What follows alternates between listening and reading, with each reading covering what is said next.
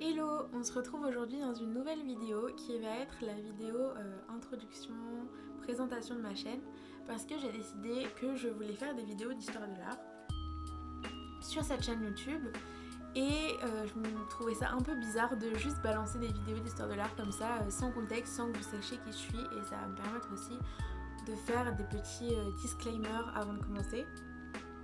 Donc déjà on va commencer par la base de la base. Je suis qui et pourquoi j'ai envie de faire ça. Donc je m'appelle Tabi, j'ai 19 ans et je fais des études en traduction à l'université de Genève, et dans ce cursus là on a l'opportunité de faire des cours de ce qu'on veut, ça s'appelle un module libre. On a aussi un séjour à l'étranger à faire. Dans mon module libre, j'étais censée partir en Irlande pour faire des vidéos d'histoire de l'art, et j'étais aussi censée partir en Italie à Sienne pour faire des vidéos d'histoire de l'art, mais ça a été annulé parce que vous savez quoi.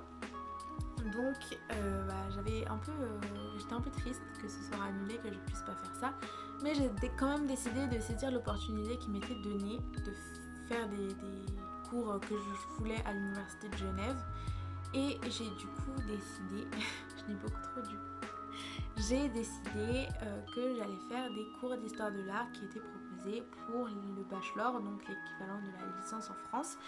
C'est-à-dire que je vais suivre des cours comme les premières années ou les deuxièmes années d'histoire de l'art feraient.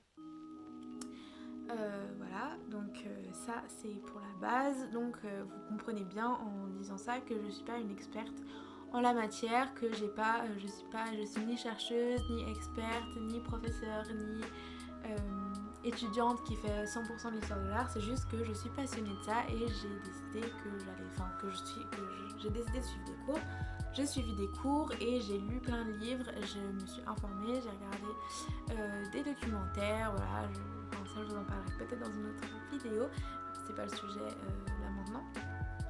Mais tout ça pour vous dire que je suis pas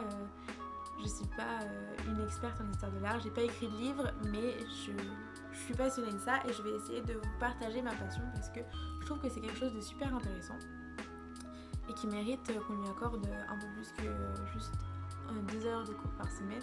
Donc voilà. Ensuite, j'aime aussi la création artistique et c'est pour ça que j'ai fait cette chaîne YouTube, parce que j'aime beaucoup créer des vidéos.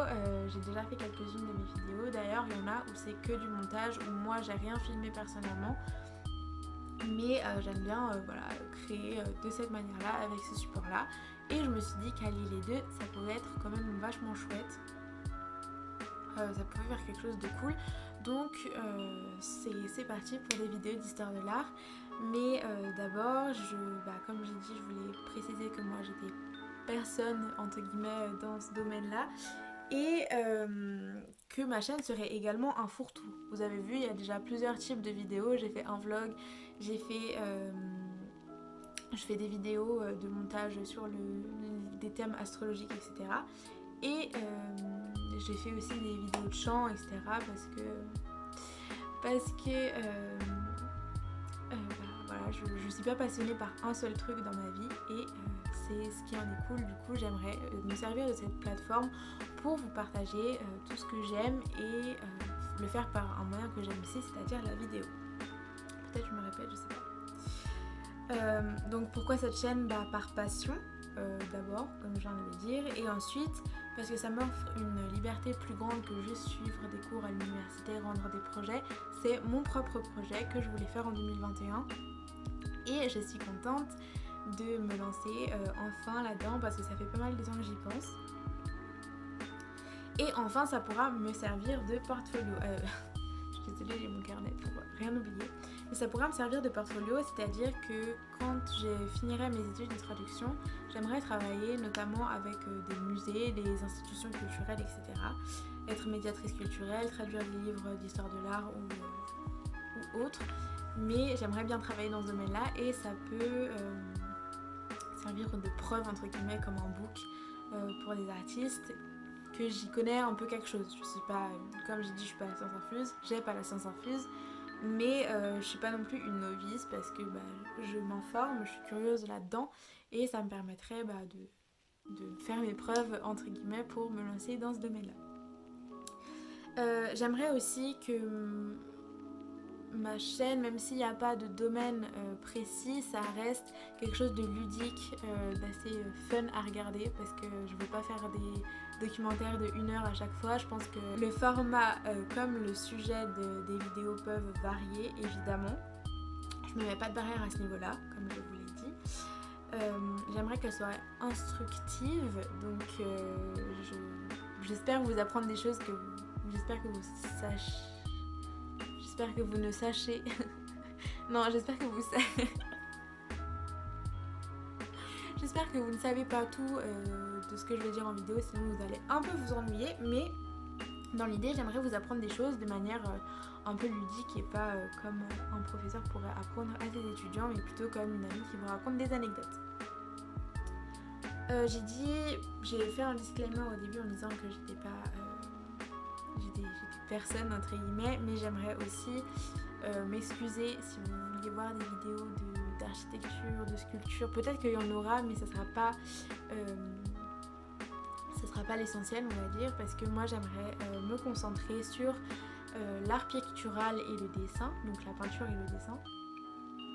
Mais aussi j'aimerais restreindre un petit peu, c'est-à-dire de la période moderne, parce que déjà c'est sur quoi j'ai eu les cours cette année, donc ça